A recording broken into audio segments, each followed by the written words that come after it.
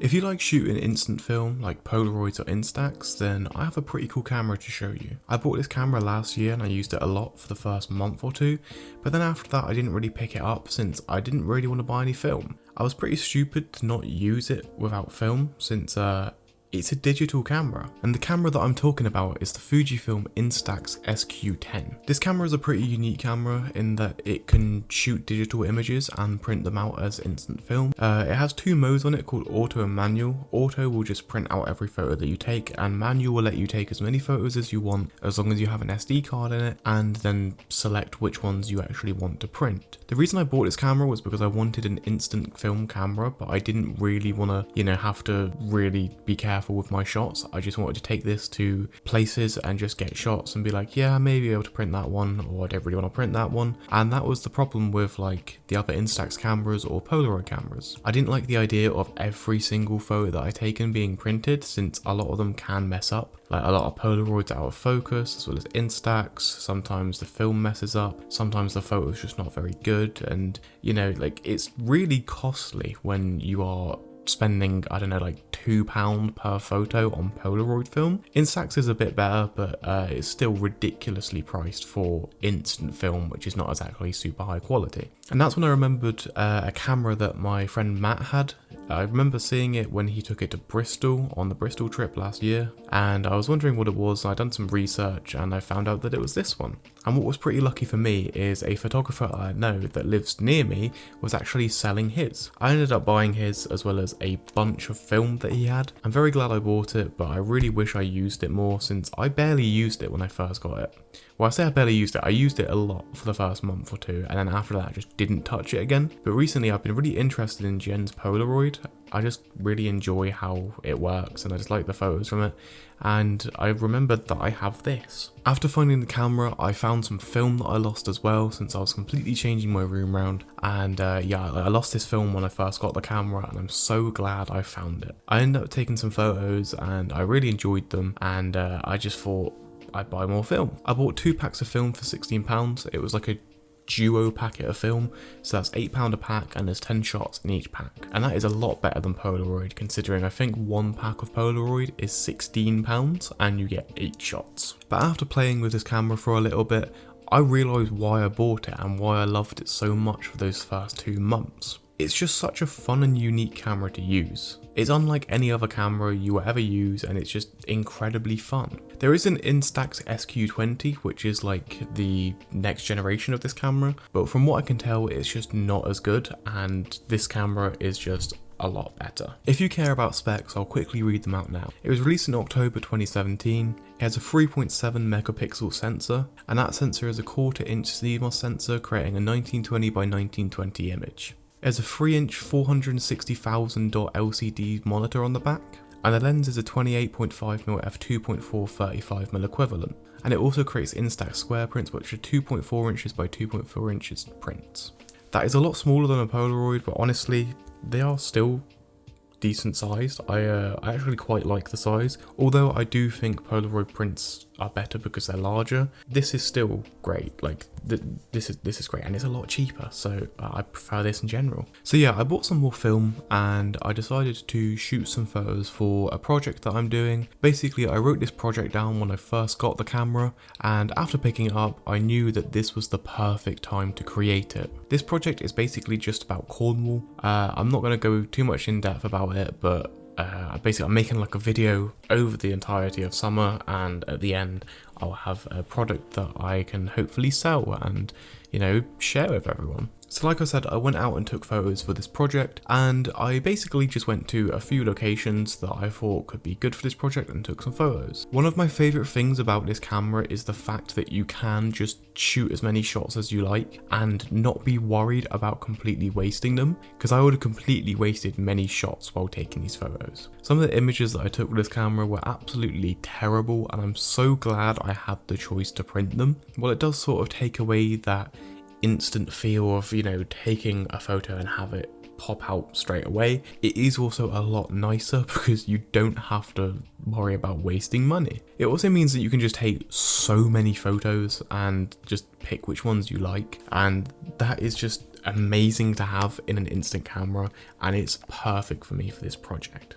There are a few things that I don't like about this camera though. One of them is the autofocus. It is really bad and it's just not great, like at all. You will be looking directly at a subject, perfectly lit. You try and focus and it will just say it's in focus, but it'll be completely out of focus, and it's just a pain in the ass sometimes. But it's easy to just tell if it's out of focus because you can see on the screen. That is another thing to talk about, is the screen. It's very bad, but it's just really low quality, and just the screen doesn't look like how the images will come out. Like yesterday, I ended up printing some images. On the screen, they were very like bright and easy to see, and I ended up printing them, and I'll actually get the photo now. So I have two images here.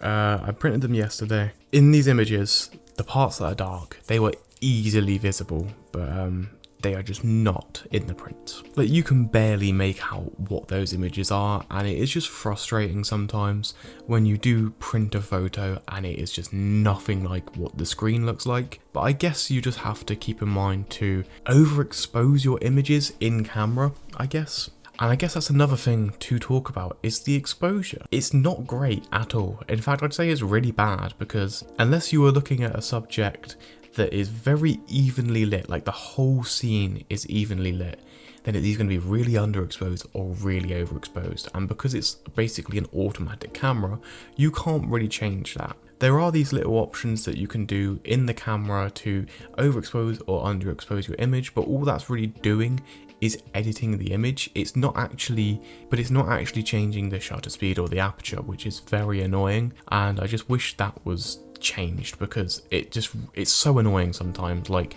I'll have a scene, I will try and focus, and it'll be really overexposed because there's one dark part in the image, and I'm just like, well then, now my whole scene is just white pretty much, and there's no detail. So then you have to focus on something that is bright, and then move your camera back over and take the photo so that it is correctly exposed, and it's just really annoying. But as I was saying, there are these things that you can use to basically edit your images. On the back of the camera, there is this dial that has 3 options up the top for editing images. There's the exposure compensation, which, like I said before, is not great because it is just basically like increasing or reducing your highlights and shadows. There's this filter option, which puts a bunch of very not great filters over your images. They're very 2015 Instagram-like, you know, when everyone was posting selfies with ridiculous filters.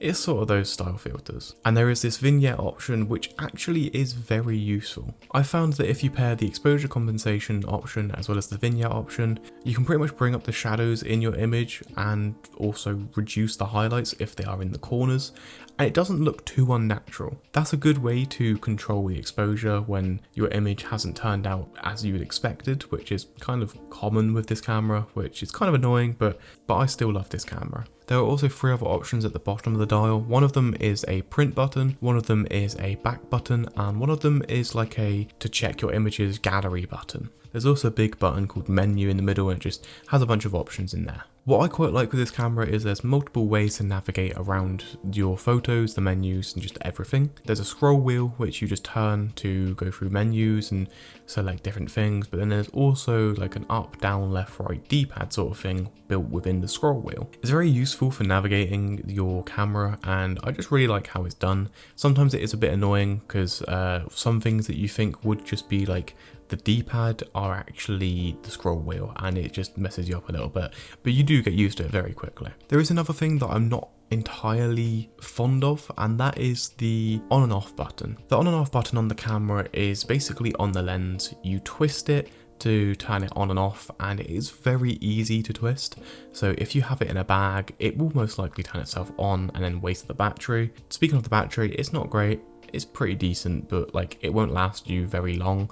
It will last you taking photos and making some prints, but don't expect like a full day of using this, or even just a few hours really. But this camera isn't built for stuff like that. It isn't built to take out all day with you. It's built for those special moments that you want to capture and print, and you want to get them right, unlike a Polaroid or another Instax camera, which is just completely instant. So if the exposure messes up, if it's blurry, if anything, you can't change that, which is also kind of nice at the same time, because then it is just very in the moment.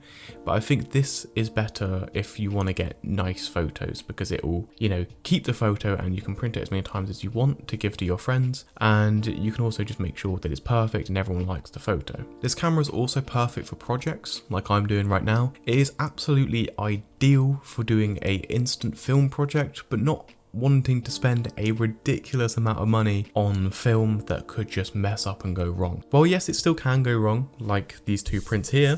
It's not going to go as wrong nearly half as much as another instant film camera or a Polaroid or anything like that, because you can take a photo once. You can take it multiple times, but you only want to take it once, because then you're using, you know, multiple bits of film on one image, and that's just not ideal.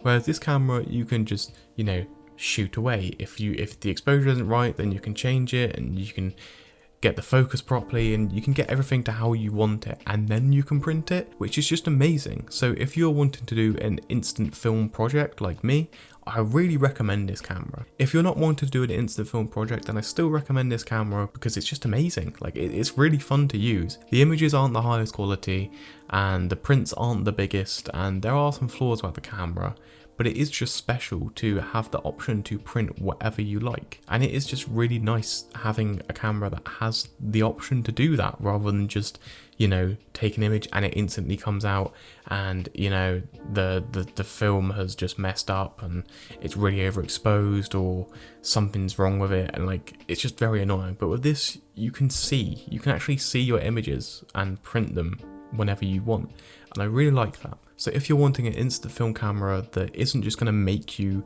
print images over and over and over again, even if they mess up, then I really recommend this camera, as it gives you so much flexibility. Well, yes, it does take away a little bit of the magic of instant film. It doesn't take it all away. It still is instant film. And there is one of the most gimmicky things, but I absolutely love it about this camera, and that's that animation when you print a photo.